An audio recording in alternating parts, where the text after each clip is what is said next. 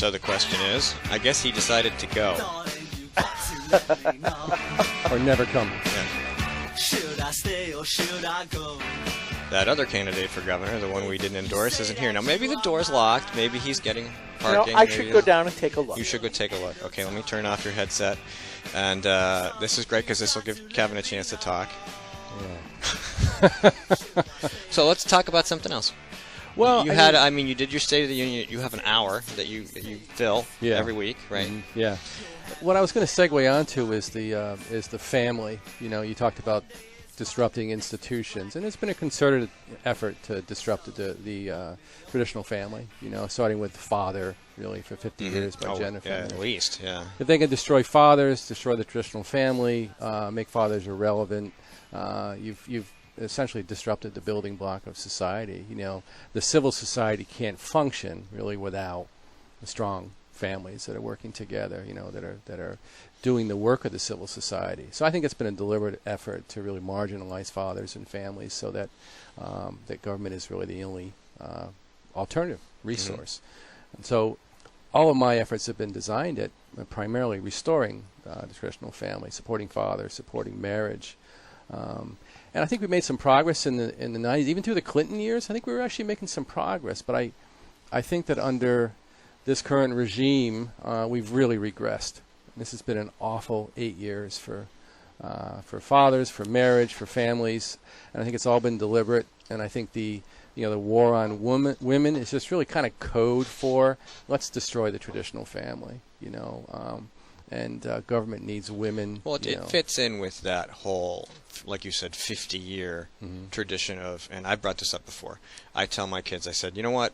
I said, when you watch TV, when you watch cartoons, animes, movies, everything that you absorb in the media, understand that a lot of it's entertainment, most of it's incorrect, but it's there to entertain you, and you should view it as entertainment, and then you should understand certain things. Like, for example, you'll notice that if there's a son and a daughter, the daughter's always smart, the son's always a klutz or a moron. Always a dope. The father's always some kind of idiot. And you will find these themes throughout the media literature, okay, as you grow. And they see it, and they can spot it. And I said, that's fine. Be entertained by it. But understand what the goal is. And so... Yes. I got an interesting take on that war on women that just occurred to me, Steve. Please do. So, as you're saying this, and I'm thinking, what they're looking for is basically female childless drone soldiers, Rosie the Riveters in red costumes, who don't have children or whose children are prevented, and are basically wards of the state and part of Obama's army. Exactly. And a couple drone males around just for their impregnator capacities. We need some more taxpayers. You can have a taxpayer. You can have a taxpayer. Yeah. And if you talk to some gender feminists, they'll acknowledge that. They're moving towards a matriarchal society with a couple of men around that they can kind of push around. But essentially, they want to move us towards a. I don't object to a matriarchal society as long as it's a capitalist free market society. I'm okay with that. That's not going to happen. Well, it's not. It works in Israel, and in order to have a matriarchal society, some of them actually have to be mothers. That's true. That's true. And the ones excellent point, sir. Wait a minute. Here we go. One of the ones that want free sex and free contraception don't want to. Oh, thank you. Yes. Ones that want free sex and free contraception at our expense aren't planning on being mothers. Typically, no. One would guess that if you build up a wall, you're not trying to get to the other side. So. Well, I will. Oh, you had your headset off. Sorry. Yes. Well, I will have to say that the door is unlocked, but there's no sign of the other gubernatorial nomination from the NHGOP candidate walking about looking for a way in or a door in. So I guess it's free and open to talk about him. But to join in the rest of this, I do believe that the progressive movement is to destroy the traditional family because, but by stages. Now, gay marriage is pretty much legal in a lot of, not the majority, but in a lot of states now. And, the slippery slope has already started, just like a lot of us said, that once gay marriage was getting well established, we were going to go to the thruples and the quartets and the... Was it you that posted the one with the 3 lesbian couples the Yeah, lesbian plural. couple, 3 women got married, and Yeah, one of them was having a baby. I'm like, why not all 3? What? plural marriage is the term, right? Yeah, plural, so there's polyamory and polygamy. plural marriage, And it basically says marriage, we all want marriage. Well, the problem is I have to hand it that movie, The Incredibles, came up with the best line forever. If everybody's special, then nobody's special. Well, if everybody's married in any kind of configuration that they want, then nobody really is married. And that's the problem, because once you're no longer married, no matter what you call it, what's left? Then we're back to what the Democrats are boasting about. Government is just the name of something that we all belong to. And it's that belong to. In other words, government owns us. Yeah. And they don't have a problem with that. They have a problem with us who decide or feel that, no, I am an individual, I am sovereign. The government is not supposed to own me like they do in most other countries. Wouldn't it be nice if that whole woman scorned thing came around to the Democrat Party? Because the Democrat Party's been promising lots of women that they don't need men, that they can be happy as single moms or as not being moms, Julia. and that the state might even be around to help them out. And, of course, we know that that's not going to work, that there is no ladder to success on the government dole unless you're a federal employee. And so, most of these women are going to find themselves middle-aged or older, lonely, incapable of creating a relationship with a man because they've been so bitter for so long, and that's just wrong. Yeah, who would want to be with them? They're trapped. We talk about this all the time. The government traps people in these places and ruins their lives. Absolutely, yeah. Mike? Yeah, absolutely. As I let's encourage these communist, non-procreating people to get into communes and isolate themselves, like some of the religious sects of the past that basically, if you didn't join them, they would die out because they weren't creating any. Like the Quakers. Yeah, Quakers, Shakers, whatever. Yeah, but can you imagine a commune of angry feminists, really? Well, let's put it this way. How many communes do you know of in the U.S.? And there's been thousands of them. Were ever successful. They've all broken apart. And I'm just thinking sooner or later they're all going to be on the same cycle. Can you imagine? Well, and I'm going to throw the other side into this as well. I think needs that the applause for that. That was very good. Wait a minute, okay, the obligatory applause. That was good.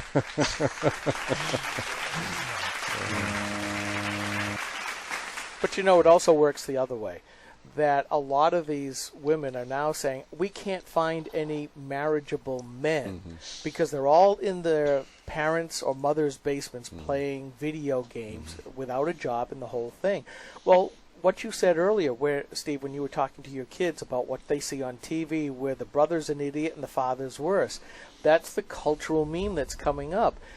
And you look at what happened starting in the 60s during LBJ's Great Society. They said, if a man is involved in the household, you will not get these entitlements. Yeah. So the black man left.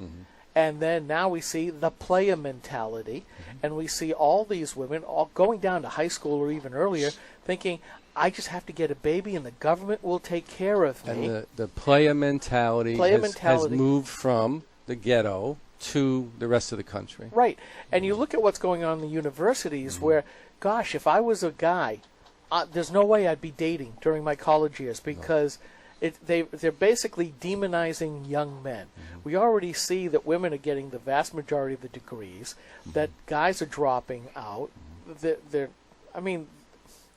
Under the guise of helping women, we have hurt guys and boys. Absolutely. And now you're seeing them just as bitter as anybody else, except instead of being bitter and angry, they're just saying, screw you, I'm just going to live my life alone. Yeah, in my sociology classes at SNU, the young men respond pretty well when I try to empower them. I suggest things. I talk about responsibility, talk about tradition. Could you tell them not to dance with each other? I'd really appreciate it if they'd stop doing that. I would too, as a matter of fact, yeah. But I'll be teaching psychology this fall and also human sexuality. So for some reason, they asked me if I would teach human sexuality, knowing, I think, that my views don't necessarily... I was going to say, how could they not know? Well, you wonder how much gets back. Right? I actually kind of think that maybe there's some people in the administration that actually want a little balance in there, and It certainly looks better for the university. and they're afraid to say that maybe. But SNU is a relatively moderate to even sort of conservative university to some respects. So I think that they may have known what they're doing. I have a controversial view about sexuality and marriage. I'll share if you give me a second here. Sure. Hey, we're all about controversy. I Marriage. It sucks. I think that the reason that I'll speak from secular terms. The reason that marriage is sacramental, in addition to the fact that religions had codified it that way, is because of the wisdom of the ages knows that men complete women and women complete men. There's something psychological that occurs through the union of men and women, sexually and otherwise, but coming together in a mature relationship, living together, committing to each other. It changes people psychologically.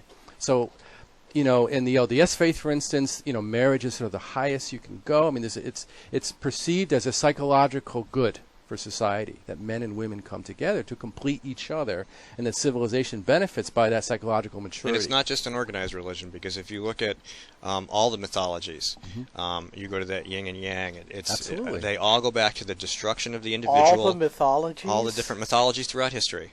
Okay? The mythologies that led us up to before organized monotheism. Okay? Technically, mythology is the clinical term for a belief system. It doesn't mean it's a fake belief system. It just means it's a belief system. So get out of your little paradigm for a second, okay? Well, I used to read all the stories about the Greek, the Roman, the Nord. Well, we're talking Nordic about mythologies. we're talking cave bear cults in northern Japan. We're talking, way back before Sanskrit. If you look at all the details, it's the destruction of the individual for the creation of a new creature, which is the marriage. Right. It's the two people that make a whole thing, and from that, societies are constructed. Without it, you can't build a civilization. Right. It's physically Can't do impossible. It cannot be done. And what I'm trying to say is I think that there's a psychological change that occurs in individuals through that union, and we're messing with something very, very fundamental by breaking that apart and assuming that any relationship is fine. And I'm saying this. I love gay people, gay friends, family. It's not about that. But what's the cost to civilization by messing with the marriage institution, the male-female institution especially? What's going to happen to us psychologically by doing that? And I think we can support that from a theological standpoint, from a Christian standpoint, but I think also from a secular standpoint, you can find a case for the importance of that union for the psychological benefit of that civilization. We're going to take a really quick break, and I just wanted to say I have had gay friends since the mid-'70s in high school. I don't have a problem with that, but you're absolutely right. This is an institution that was not created for them. Maybe they need something. I'm not saying they don't and that they don't deserve it. It's not marriage. We'll be right back. Gay people are what they are. There's Mike, Located at trying to inject his thoughts. New Hampshire. This is a repository for all things conservative and municipal. So if you have a problem in your town, your school, your budget committee, the right to know law, and now at the top of our list is voter fraud. You have a tip for us, some information for us, you want to join or help us out, cnht.org.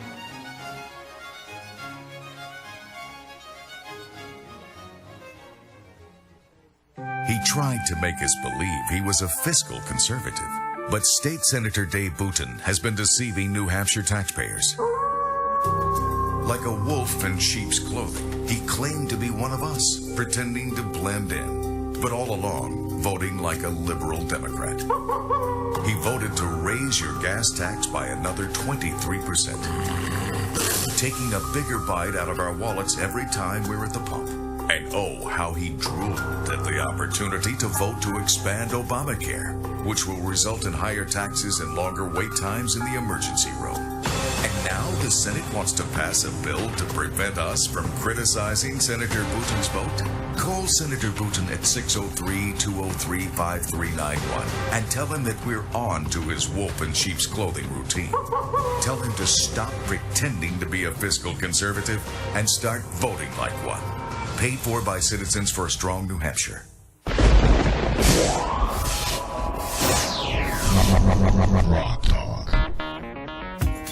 All right, we are back. And I'm going to let Mike talk because I cut him off. But Doris is here, so we'll introduce you in a second. Mike, you had something to say before I snapped a little button. I was just sort of wanting to compliment your thoughts there. I mean, gay people, gay friends, fine. It's the gay Gestapo I have a problem with. The ones that are in your face that want you to change your lifestyle. Right, and terminate your business, make you feel miserable, protest on your lawn, attack you for donating to things they don't believe in, that sort of thing. Getting you fired. Yeah. Getting you fired, yes. Absolutely. So anyway. It's harsh. Doris, welcome. Hi. How are you? Good to have you here. Doris, I'm going to ask you to slide over just a little bit so that you're within camera range, because we are live streaming. Oh, okay. Just cozy. So anyway, that's good. Back to our That's discussion. Where were we? I don't know. Mike we was were going to say talking about, something. He did. Marriage, families. Yeah. That's what we were talking about. And again, I see Institutions. the elevation of secular humanism wishing to completely push out religion out of the public square, because frankly, I think most progressives understand fundamentally that religion and nuclear families are the building blocks that built this country, and that if they persist, they cannot push their new values. Just like President Obama said the other day at a fundraiser, that there are some people who don't understand, they're stumbling on the new order of things, and that we need to establish a new set of values. And I think that's where we're in that turbulent sea of the traditional values versus these new progressive values that they wish to not persuade us to adopt, but are forcing us into, whether we like it or not, which is totalitarian. It's not giving us the idea of persuasion and the freedom to either accept or deny. They are willing to stamp out on anybody who will not accept these new progressive values, whatever they happen to be. Yeah, I think they change day to day. I don't think there is one fixed set of progressive values. I think it's power values. Those in power get to push their values. Well, here's the deal. We hear so much from the progressives that that goes against our social contract. And every time if I'm face to face with one of these folks, I go, social contract, really? Can you show me this social contract? I've never seen it written down. And exactly it's a loose that. Term. It's a loose term, but it does change over and over and over again. Wait, we have suitable audio. I am altering the deal. Pray I don't alter it any further. He has too much fun with this stuff. Yes. Well, you're absolutely right. It's all about that destruction, that action and destruction that we were talking about earlier, about the whole progressive socialist communist mission, which is to destroy institutions, even their own. I mean, everything just is like this lazy Susan of things that they just keep spinning around, and you're like, It's who's ever in power gets to push their way, which is not good. Well, they obfuscate the whole idea that we do have a social contract, that it's actually written down and has been around now for a couple of 100 years. It's called the U.S. Constitution. But boy, do they hate it when you bring that up. Wrong contract. Yeah, wrong contract. Not theirs. And that contract was very decentralized. Correct. Education was not a central function of the federal government like it is now. Well, they certainly are they're trying to centralize everything. That's what progressives do. Instead of the local governments, they want to go to the county. And if it can't be at the county, they want to bring it to Concord, in our case here in New Hampshire. And if not in New Hampshire, down to D.C. It's laziness because they just take the money and then take whatever strings come with it, and they don't have to be responsible. They don't have to think. Manchester's a perfect example. They wanted to get the new standards in Manchester, but they're happy with the old. They spent 9 months studying Common Core and decide, okay, we'll just relabel it. Oh, yeah, just like several other states have done. Because they don't want to take the time and effort to actually build something new. So then why did they offer it? It's just to get us out of the chamber during an election period. That's what worries me, because there's so much federal money just flowing, bribing everybody throughout the country, and people are just they don't want to turn down the money, so they accept everything that goes with it. And I think there's so many people that are just functioning based on, hey, if there's money floating my way, I'm just going to take it. Right. And that's what the curriculum instruction person in Manchester said. Oh, well, it's Sandra Stotsky's fault for not coming in and following through.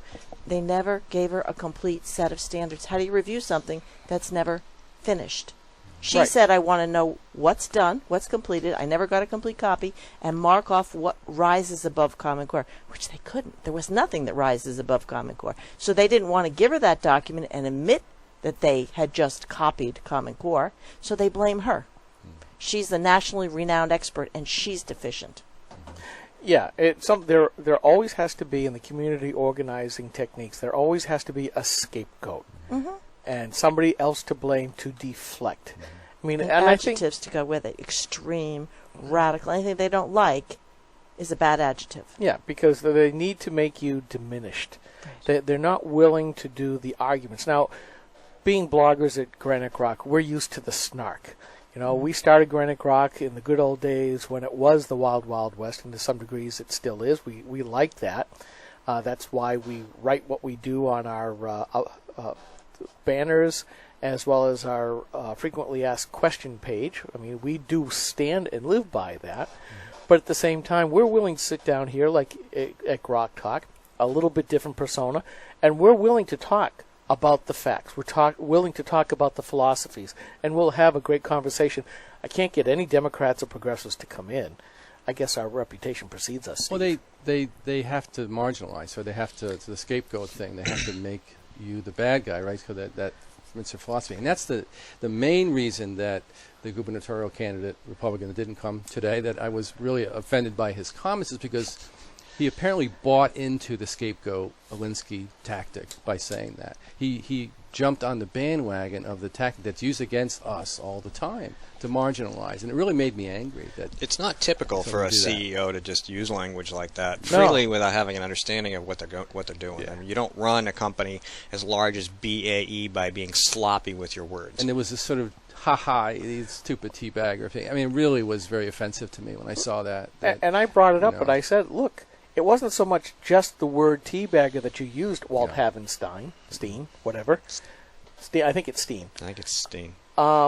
It was the smirk Yeah. that was on your face after you said it. You realized fully what you did. It's like you're used to the C-level politics, you're used to the DOD politics, and being as big as you are, you know what the congressional politics are, and therefore the general politics. You even said that your plans were, in talking with your wife, that back in 2009 you were going to retire to New Hampshire and get active in politics. So of course you're following all this stuff, and lots of us in the conservative Tea Party, Project 912 wing of the party have said, you knew exactly what you're saying, and he's not believable when he says, no, I didn't. I Well, just the can't. lack of apology. He may, even if he was ignorant. If you're a person that listens to the people that it's not my way or the highway, you say, I understand your pain, I accept that, and I didn't mean to, and I apologize. That's cheap. He wouldn't do it. Yeah, I mean, we have made mistakes on Granite Grok. We've made some whoppers of mistakes. I always make sure that when we have made a mistake, we say, we're sorry, or we retract, or we screwed up, folks, because our reputation means something to us.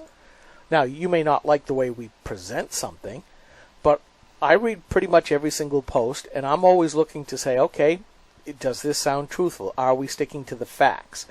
You know, are we out there? Because we're tracked. The Democrats hear us. And, oh, by the way, Democrat trackers, if you want to come on the show, GrokTALK, Saturday mornings, 9 to 11, we got a seat for you. We'll relish the discussion. And we'll give you a fair shot. Oh, Mike?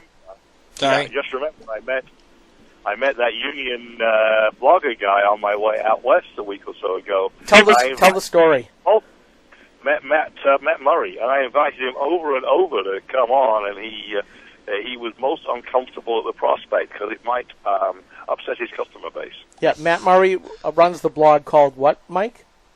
NH Labor News, and he himself is a union air traffic controller from Nashua.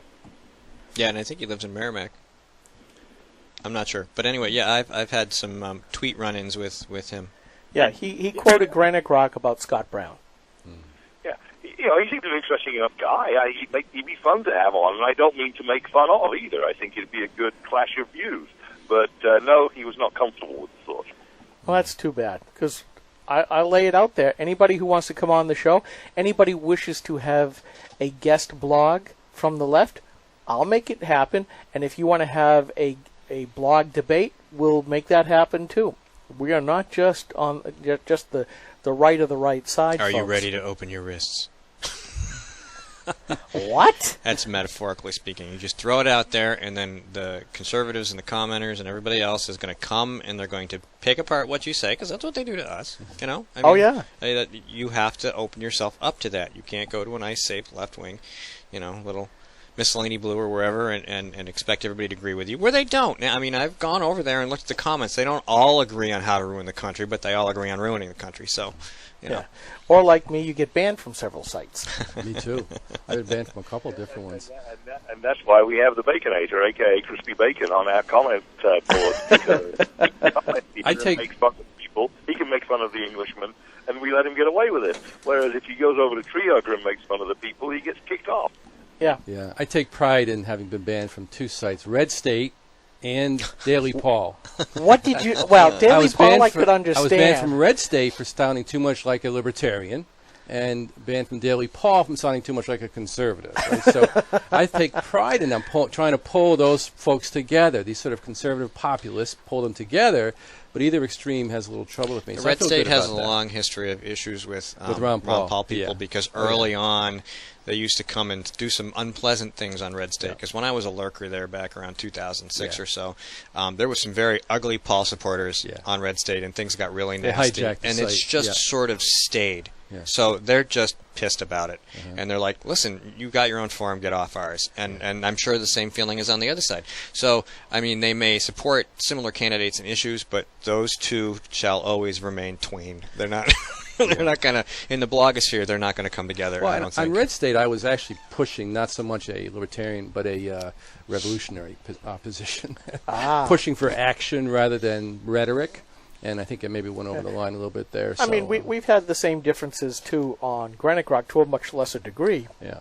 Where we've had a lot of libertarians take me on, again, during when Ron Paul was running for president. Whom we like, by the way. Yeah, I liked almost all of his domestic policies.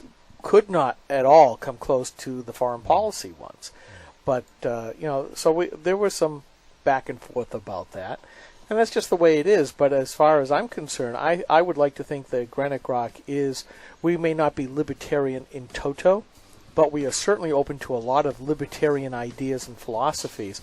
And I'd like to think of us as sort of the bridge, more conservative than libertarian, because we call ourselves libertarian-leaning, but we're open to it far more than the establishment Republicans. That's we for real certainly sure. are. And I got to ramble on. Kevin's gonna go. Doris is up next. We're gonna take a break, and this is GrokTALK. I'm Steve, Skip, Doris, Kevin. We'll be right back.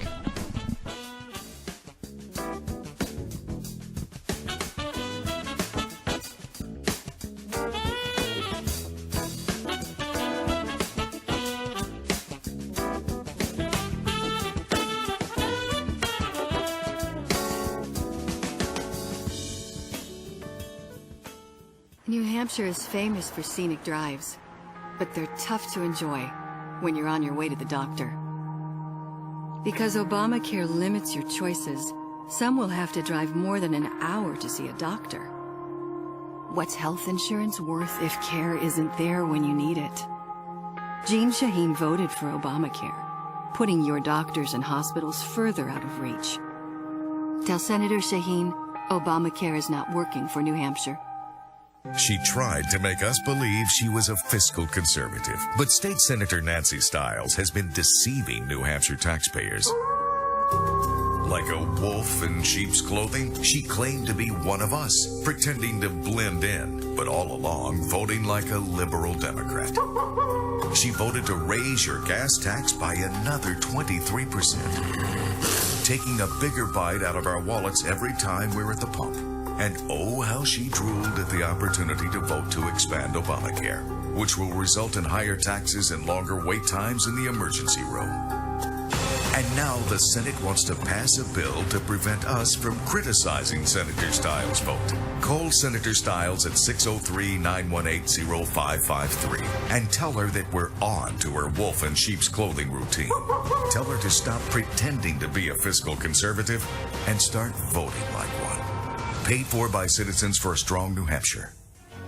This is a coalition of New Hampshire taxpayers. We're located at 8 North Main in Concord, New Hampshire. This is a repository for all things conservative and municipal. So if you have a problem in your town, your school, your budget committee, the right to know law, and now at the top of our list is voter fraud. If you have a tip for us, some information for us, you want to join or help us out, cnht.org.